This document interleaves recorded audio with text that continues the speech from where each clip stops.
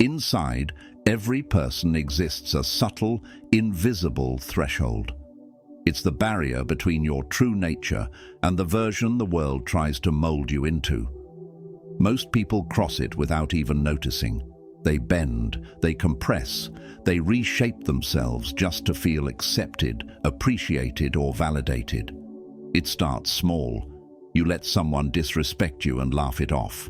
You agree with things you don't actually believe just to avoid conflict. You say it's all fine when it's not, because you don't want to cause trouble. Gradually, this becomes your default way of existing, and before long, you're no longer living for yourself. You're living for other people's comfort. The Stoics saw this danger long ago. Marcus Aurelius once wrote, "It's baffling. We love ourselves more than others, but we care more about their opinions than our own. We say we value ourselves, yet we trade our dignity for mere scraps of acceptance." Think on this. How many times have you walked away from a conversation, replaying what you should have said? How often have you felt insulted but stayed silent so you wouldn't be that person? This is where it begins. When you diminish yourself, when you fake being weaker or less than you are, you're teaching the world how to treat you. And here's the hard truth. The world usually treats you no better than what you demand. The Stoic path isn't about arrogance or being unfeeling. It's about being so secure in your identity that no one can drag you down unless you allow it. Being significant in this life doesn't mean being wealthy or known. It means you matter to yourself first. It means having a personal code you refuse to betray, not for affection, not for money, not even for acceptance. Here's a tough truth. Each time you shrink for someone else, your self-respect weakens. And when you stop respecting yourself, others follow. To the Stoics, this was about virtue. Epictetus said never to exchange your integrity for anything unworthy. If keeping something means sacrificing your self-respect, then the price is too high, no matter the reward. In this video, we'll walk through 5 Stoic principles to ensure you never shrink again. These aren't cliché quotes. They're tangible, honest, and entirely human truths you can apply. From now on, you'll learn how to stand firm without hostility, value your voice without needing praise, and grow into someone who earns quiet respect. What makes Stoicism powerful is that it doesn't just give instructions, it explains why they matter. Because when you understand the reasoning, you see it's not about winning social games. It's about defending the most valuable connection you have, your connection with yourself. Now take a second to picture a version of you who never needs to prove their worth. Someone who doesn't shrink when tested. Someone who can stay quiet when it's best, speak when it's time, and walk away when there's no respect left. That version isn't a fantasy. It's a skill you can develop, but only if you stop reducing yourself and start living by a code no one else can edit. By the end of this video, you'll have 5 clear Stoic insights to anchor you in dignity, power, and inner worth. These aren't about impressing anyone. They're about earning respect by never betraying who you are. Always remember, how you treat yourself sets the standard for how the world engages with you. So before we begin, I'm asking for a commitment, not to me, but to you. Promise yourself that from today on, you'll no longer shrink to fit into spaces where others would never stretch to include you. If you're ready, stay with me till the end. Watch every moment. Each lesson builds on the next. And if this already feels like what you needed to hear, then like this video, comment, share it with someone giving away their dignity, and subscribe to join this journey. If you're ready, comment below. Today, I stand in my worth. First lesson, quit over-explaining who you are.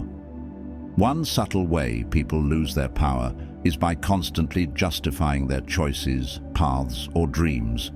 It can feel courteous or like you're being clear. But truthfully, when you explain too much, you give away your strength. Epictetus once said, "If you wish to be a writer, write." He didn't say, "Explain your reasons until others approve." The Stoics believed your actions should speak for you. When you keep explaining, you open the door for people to challenge your intent, question your choices, or insert doubt into your mind. Often, this comes from insecurity, the idea that your decisions aren't valid until someone else approves. It's giving up your position and asking permission to exist as you are. But by doing that, you're essentially saying, "I can't fully rely on my own judgment unless you validate it." Here's the reality. Not everyone will get it. Not everyone will agree. And that's perfectly fine. You are not responsible for others' understanding. If someone dislikes your direction, that's their burden to carry, not yours to solve. Think about the time and emotional effort you waste trying to explain why you made a certain move to people who wouldn't show up if you stumbled. Stoicism teaches peace through focusing on what's within your grasp. Others' opinions? That's beyond your power. Every second spent trying to be understood is time stolen from living your truth. When you quit over-explaining, you're declaring, "I believe in myself enough to move forward without approval." That's not ego, that's clarity. You don't need to be impolite or distant. But know this, your life isn't a courtroom. You don't need to defend every decision before a jury. Observe people who radiate quiet confidence. They don't bombard others with reasons. They act, and because they act without explanation, they're taken seriously. It's not only about speaking, it's about where you place yourself. Picture yourself in a meeting. You present an idea, then follow it with endless justifications. That signals uncertainty. But state it clearly and leave it, that shows conviction. Stoicism keeps it straightforward. Define your values. Choose based on those values. Let your actions speak instead of your words. When you're anchored in what matters, you don't feel pressured to explain. Others may still judge, but those judgments bounce off a grounded version of you. Next time you feel the urge to justify yourself to someone who doesn't need one, pause. Ask, do I need their understanding to proceed? If not, your silence will say more than words. Seneca wrote, "Spend time with those who uplift you, not those who always understand you." Not everyone will, and they don't have to. You must understand yourself.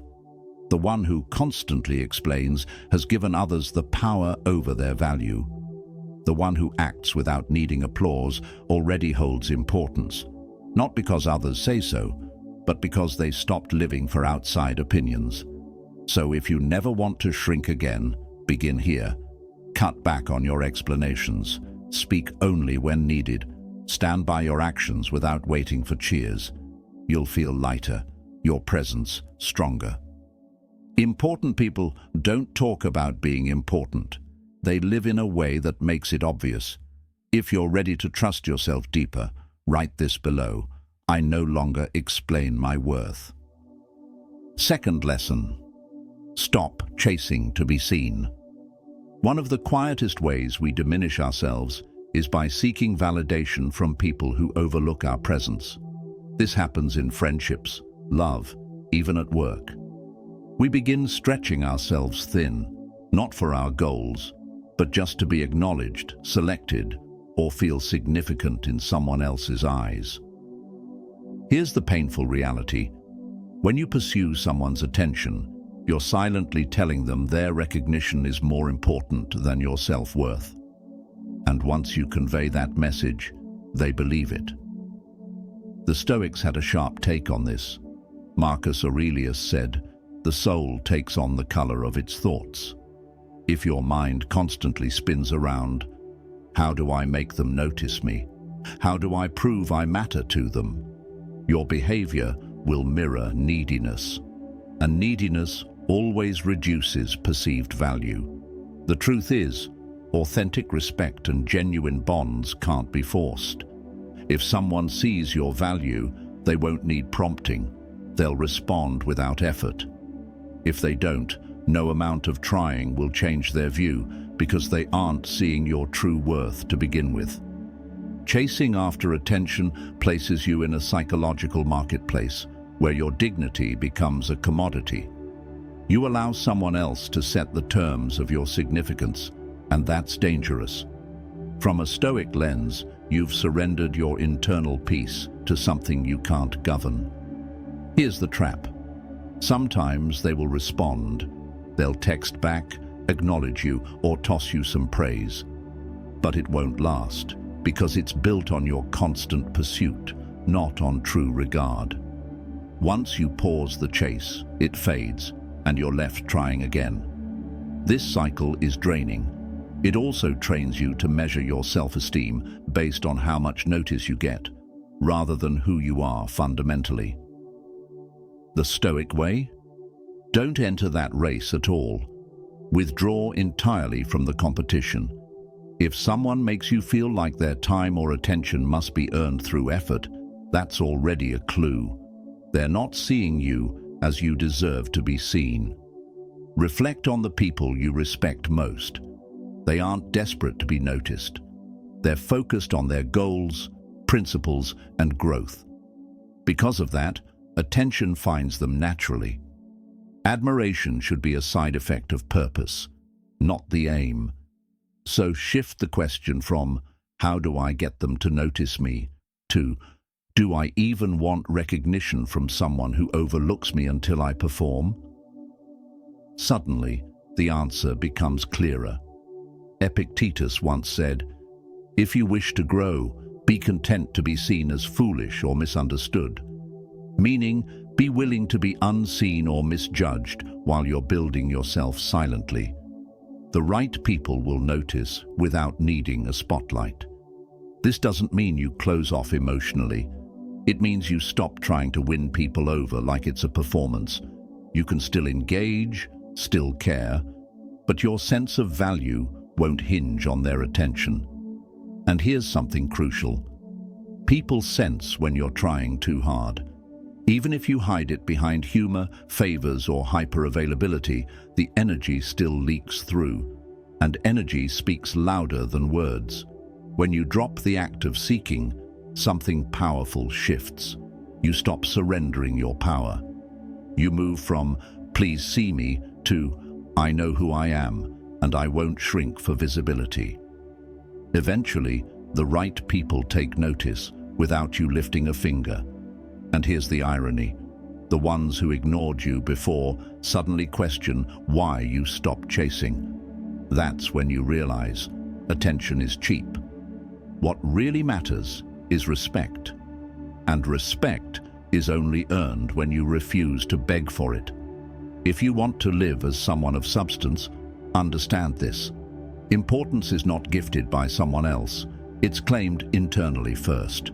So quit the competition. You were never meant to run in that race. Stand still.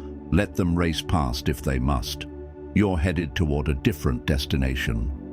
Third lesson, master the quiet exit. Many assume strength means standing your ground, defending yourself, or proving a point.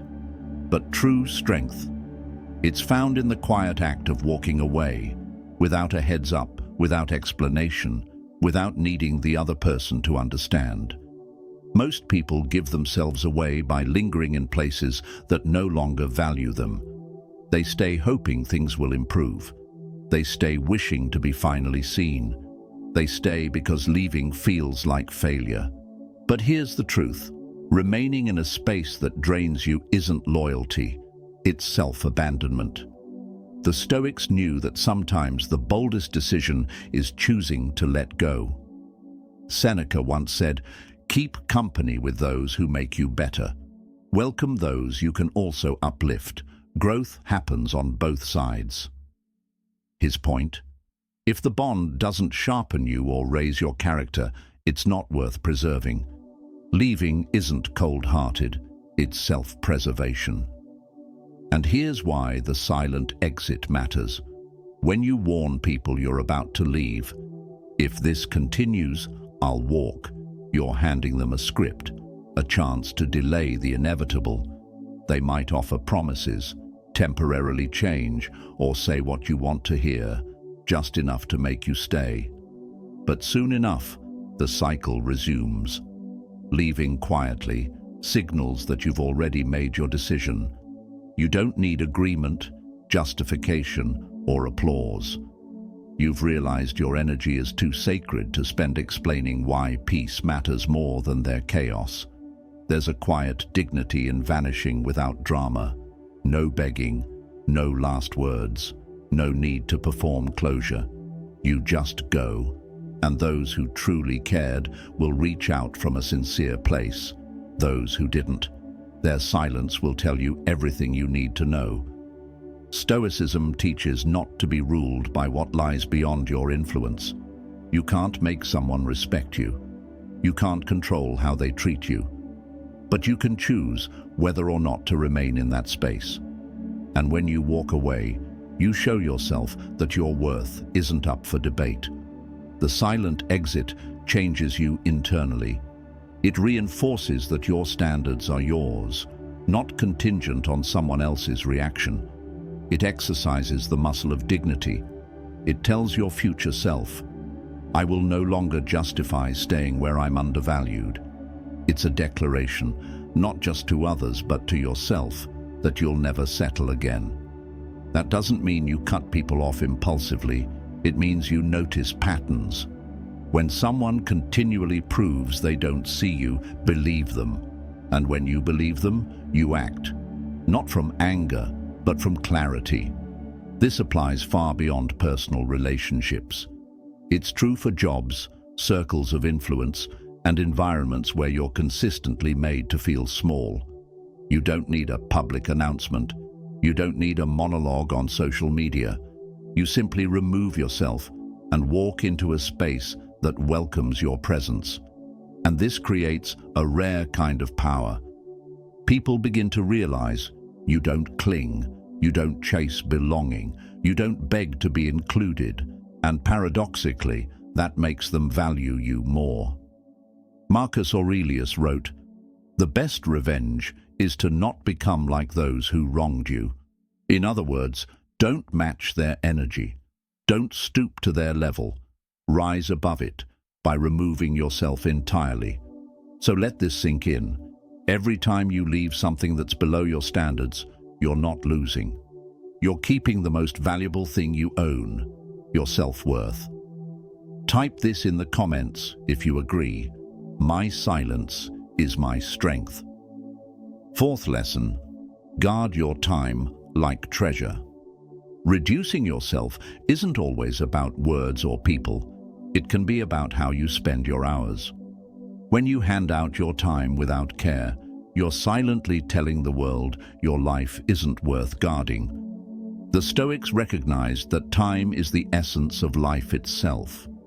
Seneca wrote, "It's not that life is short, it's that we waste much of it." Every moment you give away is a piece of your existence you never recover.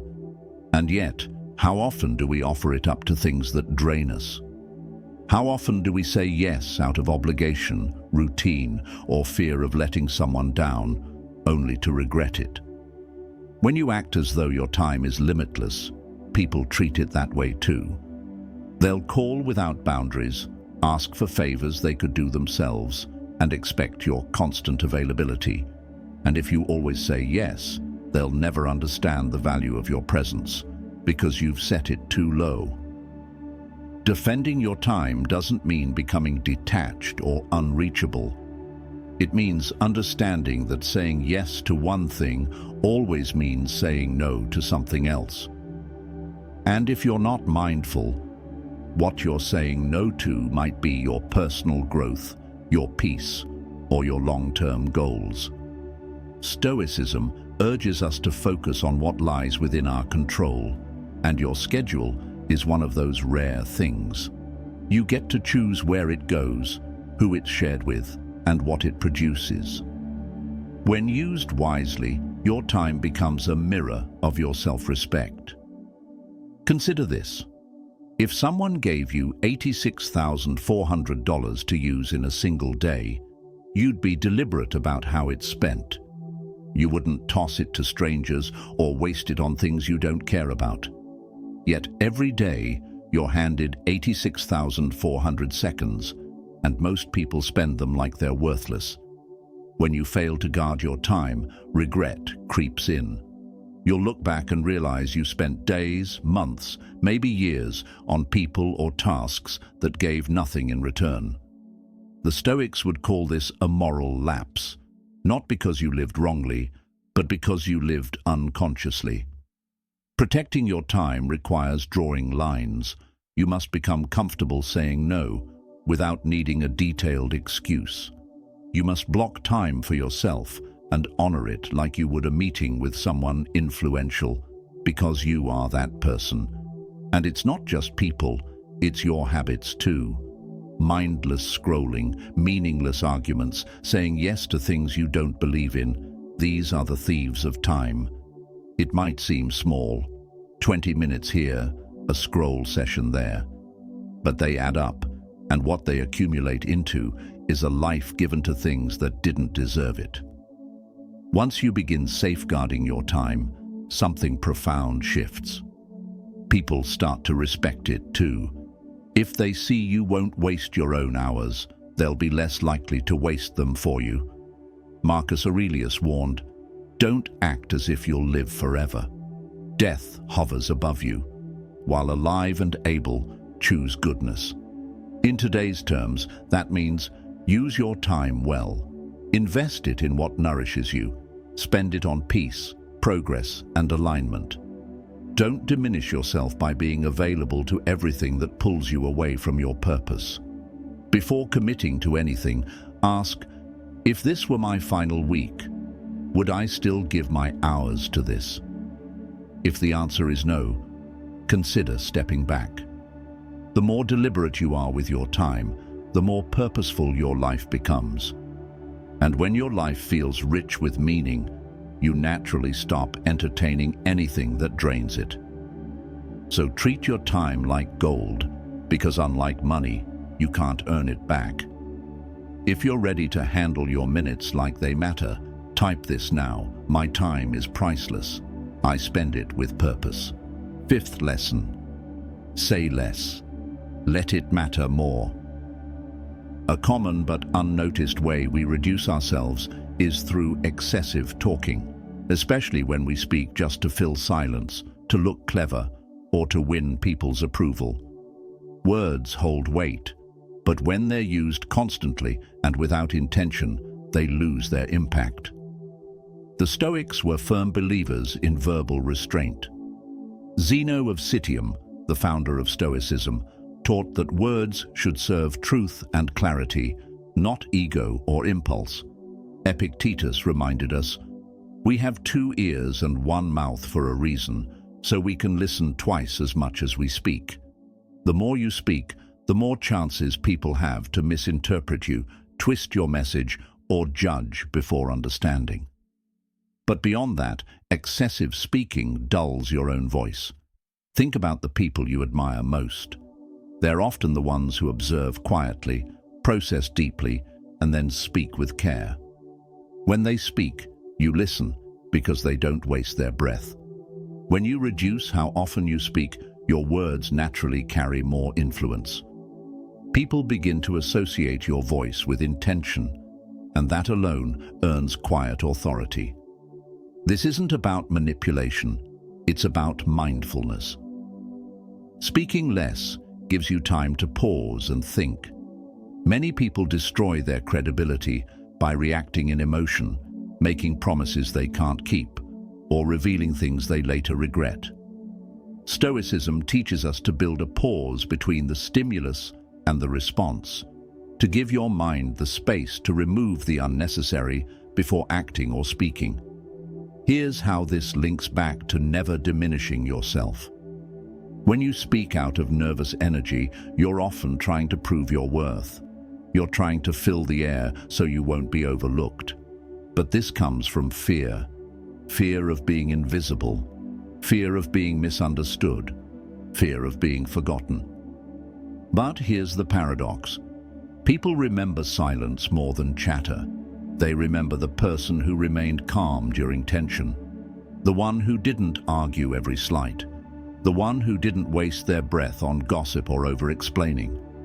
This doesn't mean you go cold or act superior. It means you let your stillness do the work. When you remove the urge to constantly speak, your consistency, your presence, and your actions become your voice. Speaking less is a discipline, and discipline reflects self-respect.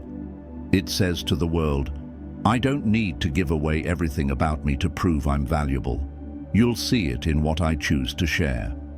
Another benefit, you take control of your story. The less you reveal, the less others can use against you. You decide what gets shared, when, and with whom. This kind of control builds natural respect. Marcus Aurelius offered a clear filter. If it's not right, don't do it. If it's not true, don't say it. Imagine running every word through that test. Your voice would be stronger, cleaner, and far more meaningful. So how do you live this out? When you feel the need to speak, pause. Ask yourself, is this necessary? Is it helpful? Practice listening, really listening, not just waiting to reply, but aiming to understand. Replace filler talk with presence. Let your quiet confidence fill the space instead of noise. Understand, silence isn't just absence, it's a message, a line, a choice. When you develop the ability to speak with purpose, you stop needing to chase influence. You begin to attract it. People will lean in, not because you demand it, but because your words have weight. So don't shout to feel important. Let your silence enter the room first. And when you do speak, let it carry the weight of someone who respects their voice. If you're ready to hold your voice like it matters, say this aloud or write it below. My silence holds power. My words carry weight. Conclusion. Your worth is not negotiable. Diminishing yourself doesn't usually happen in one big visible moment. It's gradual erosion, a quiet compromise here, a forced smile there, an extra effort for someone who wouldn't lift a hand for you. And slowly, those tiny choices accumulate, until one day, you stare into the mirror and barely recognize your reflection. You feel faded, invisible, unseen. The Stoics remind us that real significance doesn't come from applause, prestige, or being the loudest in a room. It comes from fidelity to your values, values you refuse to break, even when no one's watching. It comes from the unwavering decision to carry yourself in a way that tells the world, I know who I am. Each principle in this message is a reminder that self-respect is where everything begins. If you expect others to honor your presence, you must first honor it yourself. You must declare your own importance. Then live each day as proof of that decision, without chasing recognition for it. Marcus Aurelius said, "You have authority over your mind, not over external events. Grasp this truth, and you will discover true power." That's the center of it all.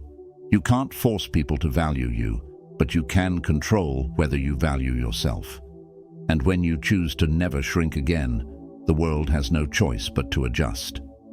If you've stayed with me until now, let this sink in deeply. Your worth is not something others can give you, nor can they take it away. It's yours to protect, yours to live by, and yours to never betray. If this resonated, like the video. Leave a comment sharing your insight. Send it to someone who's been giving away too much of themselves. And don't forget to subscribe, so we can keep walking this Stoic path together.